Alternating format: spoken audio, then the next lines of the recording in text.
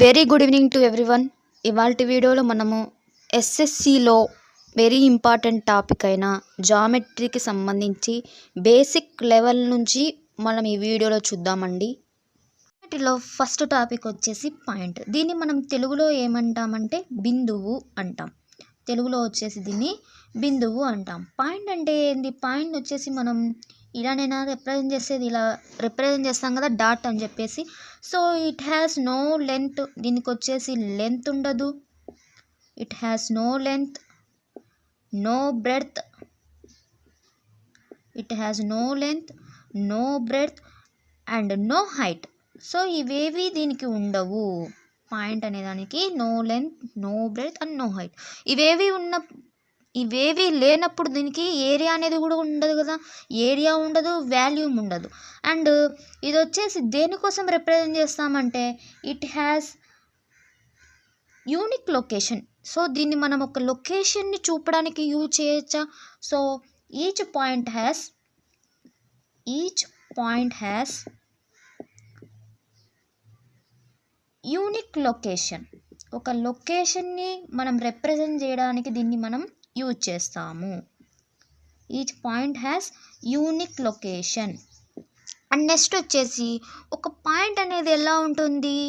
ఒక పాయింట్ వచ్చేసి సర్కిల్ ఫామ్లో ఉంటుందా అంటే ఇది మినిమం సర్కిల్. అంటే దీనికి 0 రేడియస్ అన్నమాట.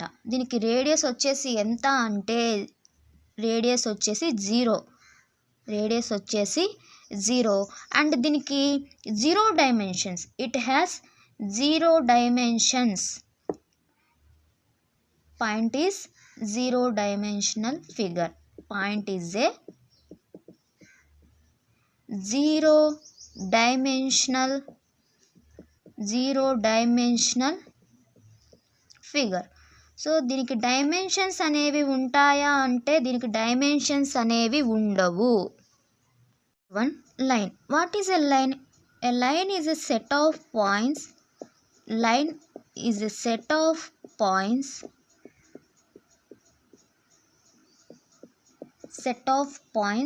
Having only length.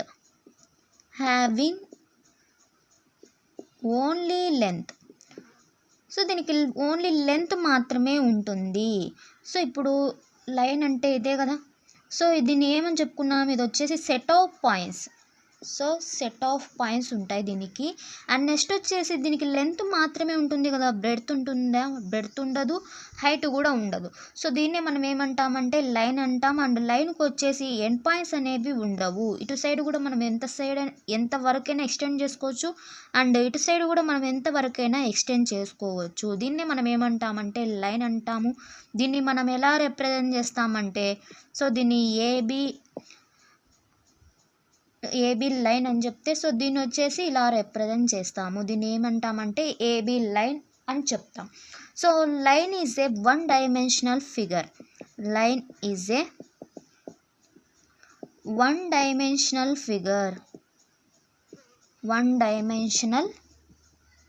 Figure.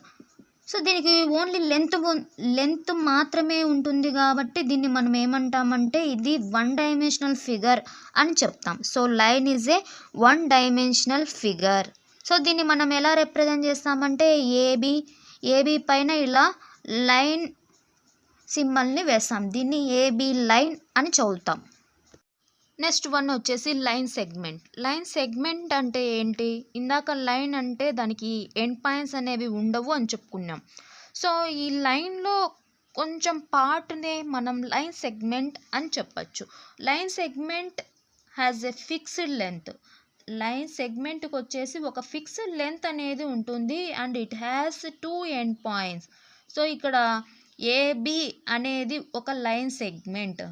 So దీనికి ఒక ఫిక్స్డ్ లెంత్ అనేది ఉంటుంది కదా. ఫర్ ఎగ్జాంపుల్ 4 సెంటీమీటర్స్ అవ్వచ్చు, 4 మీటర్స్ అవ్వచ్చు. ఇలా ఒక ఫిక్స్డ్ లెంత్ ఉండేదాన్ని లైన్ సెగ్మెంట్ అంటాం. లైన్ సెగ్మెంట్కి ఖచ్చితంగా 2 ఎండ్ పాయింట్స్ అనేవి ఉంటాయి. ఇక్కడ ఎండ్ పాయింట్స్ వచ్చేసి A and B. So these 2 points are called as end points. So దీన్ని ఎలా రిప్రజెంట్ చేస్తామంటే ఏబి పైన సో లైన్కి 2 డాట్స్ ఉంటాయి. సో ఇలా దీన్ని మనము రిప్రజెంట్ చేస్తాం. దీన్ని చదివేటప్పుడు ఏబీ లైన్ సెగ్మెంట్ అని చదువుతాం. నెక్స్ట్ వన్ వచ్చేసి రే. రే అంటే ఏంటంటే it has only one end point. It has only one end point. So 2 end points ఉంటే ఏమంటాం, దాన్ని లైన్ సెగ్మెంట్ అంటాం. ఒక ఎండ్ పాయింట్ ఉంటే రే అంటాం. సో దీన్ని మనం ఎలా రిప్రజెంట్ చేస్తామంటే సో ఇలా రిప్రజెంట్ చేస్తాం. అంటే ఒక సైడ్ వచ్చేసి మనం ఎంతవరకైనా ఎక్స్టెండ్ చేసుకోవచ్చు. సో దీన్ని మనం ఏమంటామంటే రే అంటాం. సో ఇక్కడ ఏబి అనేది ఒక రే. సో దీన్ని మనం ఎలా రిప్రజెంట్ చేస్తామంటే ఇలా రిప్రజెంట్ చేస్తాము. ఒక సైడ్ ఎండ్ పాయింట్ ఉంటుంది, ఇంకొక సైడు యారో మార్క్ ఉంటుంది. సో దీన్ని మనం ఏమంటామంటే రే అంటాం. సో ఇవన్నీ కూడా 1 డైమెన్షనల్ ఫిగర్స్. సో దీనికి లెంత్ మాత్రమే ఉంటుంది. నెక్స్ట్ వచ్చేసి యాంగిల్స్. యాంగిల్స్ అంటే ఏంటంటే inclination between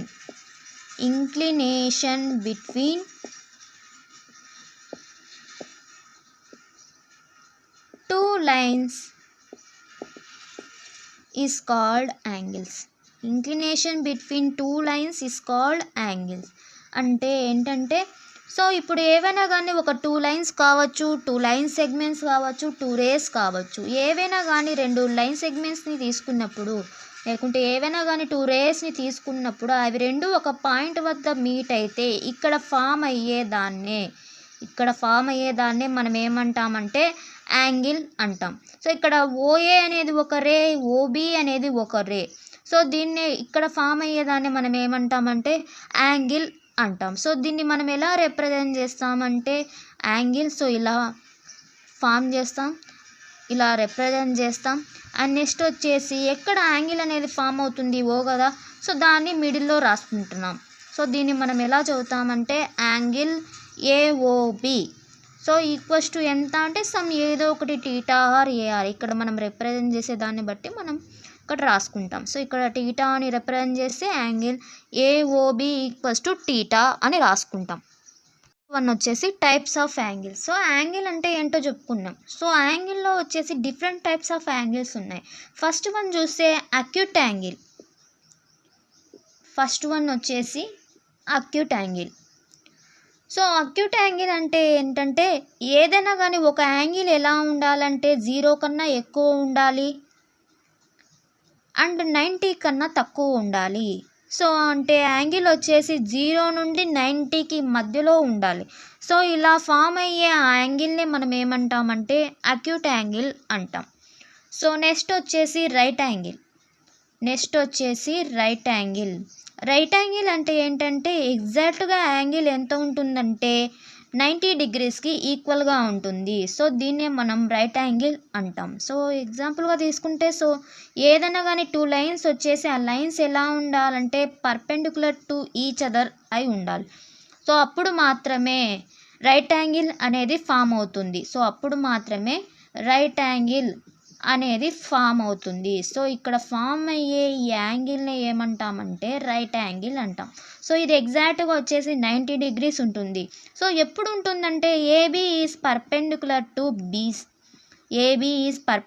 to CD. So ఇవి రెండు పర్పెండిక్యులర్ అయినప్పుడు మాత్రమే ఇక్కడ వచ్చేసి 90 డిగ్రీస్ అనేది ఫామ్ అవుతుంది. సో దీన్నే మనం రైట్ యాంగిల్ అంటాం. నెక్స్ట్ యాంగిల్ వచ్చేసి obtuse angle. So obtuse angle ఏంటంటే యాంగిల్ ఎలా ఉండాలంటే above 90 degrees and below 180 degrees. So 90కి 180కి మధ్యలో ఉండే యాంగిల్నే మనం ఏమంటామంటే అబ్ట్యూస్ యాంగిల్ అంటాం. ఫర్ ఎగ్జాంపుల్గా ఈ ఫిగర్ తీసుకోవచ్చు. సో ఇక్కడ ఫామ్ అయ్యే యాంగిల్ ఎంత ఉంటుందంటే అబ్ట్యూస్ యాంగిల్ అని చెప్పవచ్చు. సో ఈ యాంగిల్ ఎలా ఉండాలి, అబోవ్ 90 డిగ్రీస్ ఉండాలి అండ్ బిలో 180కి ఈక్వల్ 180కి ఉండాలి. 180 కన్నా తక్కువ ఉండాలి, 90 కన్నా ఎక్కువ ఉండాలి. దాన్ని మనం ఏమంటామంటే అబ్ట్యూస్ యాంగిల్ అంటాం. నెక్స్ట్ వన్ చూడండి, స్ట్రైట్ యాంగిల్ అంటే ఏంటంటే ఒక స్ట్రైట్ లైన్ ఏదైనా తీసుకుంటే అందులో ఉండే యాంగిల్ ఎంత ఉంటే సో ఇది ఒక స్ట్రైట్ లైన్ కదా, ఈ స్ట్రైట్ లైన్ మీద ఉండే యాంగిల్ ఎంత ఉంటుందంటే టీటా ఈజ్ ఈక్వల్స్ టు 180కి ఈక్వల్గా ఉంటుంది. సో దీన్నే మనం ఏమంటామంటే స్ట్రైట్ యాంగిల్ అని చెప్తాం. నెక్స్ట్ వన్ వచ్చేసి రిఫ్లెక్స్ యాంగిల్. రిఫ్లెక్స్ యాంగిల్ ఎలా ఉండాలంటే 180కి ఎక్కువ ఉండాలి అండ్ 360కి తక్కువ ఉండాలి. సో యాంగిల్ వచ్చేసి టీటా అనే యాంగిల్ వచ్చేసి 180 కన్నా ఎక్కువ ఉండాలి అండ్ 360 కన్నా తక్కువ ఉండాలి. అంటే 180 నుండి 360కి మధ్యలో ఉండే యాంగిల్నే రిఫ్లెక్స్ యాంగిల్ అంటాం. సపోజ్ దీనికి ఎగ్జాంపుల్గా తీసుకోవచ్చు. సో దీనికి ఎగ్జాంపుల్గా ఇక్కడ ఫామ్ అయ్యే యాంగిల్ని తీసుకోవచ్చు. సో దీన్ని మనం ఏమంటామంటే రిఫ్లెక్స్ యాంగిల్ అంటాం. నెక్స్ట్ వన్ చూడండి, కంప్లీట్ యాంగిల్. కంప్లీట్ యాంగిల్ అంటే చూడండి ఎంత ఉంటుందంటే ఇది ఎగ్జాక్ట్గా ఈజ్ ఈక్వల్స్ టు 360కి ఈక్వల్ అయి ఉంటుంది. So complete angle is equals to 360. So ఇక్కడ వచ్చేసి టీటా ఎంత ఉంటుందంటే 360కి ఈక్వల్ ఉంటుంది. ఫర్ ఎగ్జాంపుల్గా ఏం చెప్పుకోవచ్చు, సర్కిల్ చెప్పుకోవచ్చు. ఆ సర్కిల్లో 1 కంప్లీట్ యాంగిల్ ఈక్వల్స్ టు 360కి ఈక్వల్ అయి ఉంటుంది. Next one vertically opposite angles. ఈ వర్టికలీ ఆపోజిట్ యాంగిల్స్ వచ్చేసి ఎక్కడ ఫామ్ అవుతాయంటే ఇంటర్సెక్టింగ్ లైన్స్లో ఫామ్ అవుతాయి. సో ఇంటర్సెక్టింగ్ లైన్స్ అంటే ఏంటంటే 2 lines are meet at 1 point. 2 lines are meet at 1 point. These lines are called as intersecting lines. 2 lines వచ్చేసి ఒక పాయింట్ దగ్గర మీట్ అయితే దాన్నే మనం ఇంటర్సెక్టింగ్ లైన్స్ అంటాం. సో ఇంటర్సెక్టింగ్, సో ఏబి అనేది ఒక లైన్ అండ్ సిడి అనేది ఇంకో లైన్గా తీసుకుంటే ఇవి రెండు వచ్చేసి ఓ అనే పాయింట్ దగ్గర మీట్ అవుతున్నాయి. సో అందువల్లనే దీన్ని ఏమంటామంటే ఇంటర్సెక్టింగ్ లైన్స్ అని చెప్తాం. సో ఇక్కడ ఓ అనేది ఇంటర్సెక్టింగ్ పాయింట్. సో ఇక్కడ opposite angles are equal. So దీన్ని మనం ఏమంటామంటే వర్టికలీ ఆపోజిట్ యాంగిల్స్ అంటాం. ఈ వర్టికలీ ఆపోజిట్ యాంగిల్స్ ఇక్కడ టీటా ఉంటే ఇక్కడ కూడా టీటానే ఉంటుంది. సో ఇక్కడ చూసుకుంటే ఇక్కడ సిడి అనేది ఒక స్ట్రైట్ లైన్ కదా. సో ఇక్కడ యాంగిల్ ఎంత ఉంటుంది, 180 మైనస్ టీటా అని చెప్పచ్చా. సో ఇక్కడ 180 మైనస్ టీటా అయితే సో ఇక్కడ కూడా చూడండి ఇవి రెండు ఏబి అనేది ఒక స్ట్రైట్ లైన్ కదా. సో ఇక్కడ కూడా ఎంత ఉంటుంది యాంగిల్, 180 మైనస్ టీటా ఉంటుందా. So vertically opposite angles are equal. So ఇక్కడ టీటానే ఉంటుంది, ఇక్కడ కూడా టీటానే ఉంటుంది అండ్ 180 మైనస్ టీటా ఉంటే ఇక్కడ కూడా 180 మైనస్ టీటానే ఉంటుంది. So vertically opposite angles are equal in intersecting lines. One వచ్చేసి యాంగిల్ బైసెక్టర్. యాంగిల్ బైసెక్టార్ అంటే ఏంది, ఏదైనా కానీ ఒక లైన్ వచ్చేసి ఒక యాంగిల్ని ఈక్వల్ పార్ట్స్గా డివైడ్ చేస్తే దాన్ని మనం ఏమంటామంటే యాంగిల్ బైసెక్టార్ అంటాం. ఈ యాంగిల్ బైసెక్టార్ వచ్చేసి 2 టైప్స్. ఒకటి వచ్చేసి ఎక్స్టీరియర్ యాంగిల్ బైసెక్టార్, ఒకటి వచ్చేసి ఎక్స్టీరియర్ అండ్ రెండోది వచ్చేసి ఇంటీరియర్ యాంగిల్ బైసెక్టార్ అంటాం. సో ఫర్ ఎగ్జాంపుల్గా తీసుకుంటే సపోజ్ ఇక్కడ వచ్చేసి 2 లైన్స్ని డ్రా చేసినాము. సో ఇక్కడ యాంగిల్ అనేది ఫామ్ అవుతుంది కదా. సో ఇక్కడ యాంగిల్ అనేది ఫామ్ అవుతుంది. దీన్ని ఈక్వల్ పార్ట్స్గా డివైడ్ చేసే ఈ లైన్నే మనం ఏమంటామంటే ఇంటీరియర్ యాంగిల్ బైసెక్టార్ అంటాం. ఇంటీరియర్ యాంగిల్ బైసెక్టార్ అంటాం. సో దీన్ని మనం ఇంటీరియర్ ఇక్కడ టీటా అనుకుంటే ఇక్కడ టీటానే ఉంటుంది. సో దీన్ని ఈక్వల్ పార్ట్స్గా డివైడ్ చేస్తుంది కాబట్టి దీన్ని ఇంటీరియర్ యాంగిల్ బైసెక్టార్ అంటాం. అంటే ఇంటర్నల్గా జరుగుతుంది ఇక్కడ డివైడ్ అనేది. నెక్స్ట్ చూసుకుంటే ఇప్పుడు మనకి ఎక్స్టీరియర్ యాంగిల్ బైసెక్టార్ కావాలి. సపోజ్ ఇదే ఫిగర్కి వచ్చేసి సో ఇక్కడ యాంగిల్ వచ్చేసి ఇక్కడ ఏమంటున్నాం, దీన్ని వచ్చేసి మనం ఏమంటున్నాం ఇంటీరియర్ యాంగిల్ బైసెక్టార్ అంటున్నాం కదా. సో దీనికే ఎక్స్టర్నల్గా ఒక లైన్ అనేది డ్రా చేసుకుంటున్నాం. సో ఇక్కడ సమ్ యాంగిల్ అనేది ఫామ్ అయి ఉంటుంది కదా. సో ఈ యాంగిల్ని వచ్చేసి ఒక లైన్ ఈక్వల్ పార్ట్గా డివైడ్ చేస్తే సో ఇది ఎక్స్టర్నల్గా జరుగుతుంది. సో దీన్ని మనం ఏమంటామంటే ఎక్స్టీరియర్ యాంగిల్ బైసెక్టార్ అంటాం. సో ఇక్కడ ఆల్ఫా ఉంటే ఇక్కడ కూడా ఆల్ఫానే ఉంటుంది. సో దీని నుంచి మనం ఏం రాసుకోవచ్చు, ఇది వచ్చేసి ఒక స్ట్రైట్ లైన్, ఇది ఏబి అనేది ఒక స్ట్రైట్ లైన్ కదా. సో ఇక్కడ ఫామ్ అయ్యే యాంగిల్ ఎంత ఉంటుంది, ఫామ్ అయ్యే యాంగిల్ వచ్చేసి 180కి ఈక్వల్గా ఉంటుంది. అంటే alpha plus theta equals to 180. That equals to 2 alpha plus 2 theta equals to 180. Then alpha plus theta equals to 90 degrees. So అంటే ఇక్కడ ఉంది కదా ఒక ఎక్స్టీరియర్ యాంగిల్కి ఒక ఇంటీరియర్ యాంగిల్కి ఒక ఇంటీరియర్ యాంగిల్కి మధ్యలో ఫామ్ అయ్యే యాంగిల్ ఎంత ఉంటుందంటే 90 డిగ్రీస్కి ఈక్వల్ అయి ఉంటుంది. సో ఇక్కడ ఫామ్ అయ్యే యాంగిల్ ఎంత ఉంటుంది, 90 డిగ్రీస్కి ఈక్వల్ అయి ఉంటుంది. నెక్స్ట్ వన్ వచ్చేసి complementary angles and supplementary angles. Complementary angles అంటే ఏంటంటే sum of the two adjacent angles is equals to 90 degrees is called as complementary angles అంటాము. సో ఇక్కడ వచ్చేసి ఇది టీటా ఇది ఆల్ఫా అనుకుంటే sum of the two adjacent angles is equals to 90 degrees is called as complementary angles. Theta plus alpha equals to 90 degrees.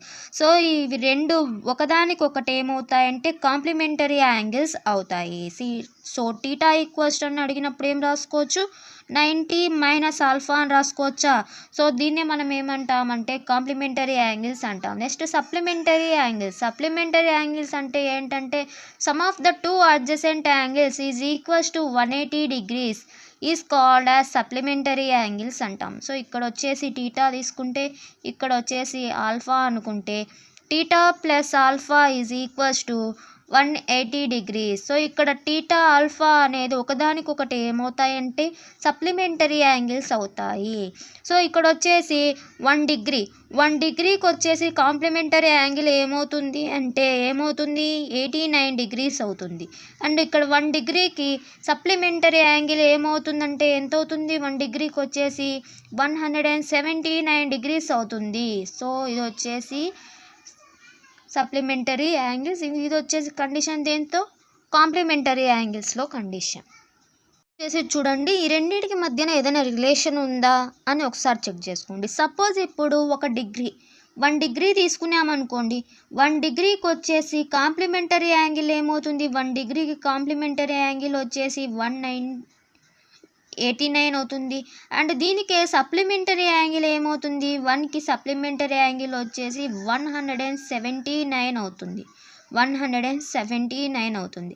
And next చూడండి 2 degrees తీసుకున్నాం అనుకోండి, 2 డిగ్రీస్కి supplementary angle ఏమవుతుంది 88 అవుతుంది.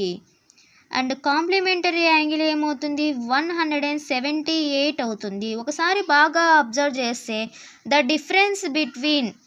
Difference between complementary and supplementary angle is equals to ఎంత అవుతుంది, 90 degrees అవుతుంది. The difference between complementary and supplementary angle is equals to 90 degrees. ఈ condition అనేది వెరీ ఇంపార్టెంట్. కండిషన్ వచ్చేసి చాలా ఇంపార్టెంట్ అండి.